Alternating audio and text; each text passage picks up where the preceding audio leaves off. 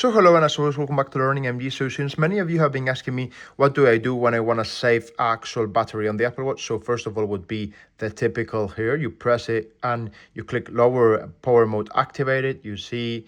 But another trick is I usually do if I really want to save it is I just turn it off. And this way, what happens is you turn it off, but you can still consult the actual time on your actual Apple Watch. So that way you can save battery while still using it as an actual watch. How can I do this? Basically, I press here one time and you can just see the actual time without the actual Apple Watch let's say using enough battery. Be careful, because if you press the downwards button, you'll turn it on. There you go. You see the time now, and you see that there's not a symbol on the left-hand side that says the actual charging mechanism. This is just basically a way to save battery. You can use it to check the actual time, and you've got battery for almost a week, and you can see the actual time whenever you see fit. Okay, as always, if you've got any questions, just let me know in the comments, and thank you very much for watching.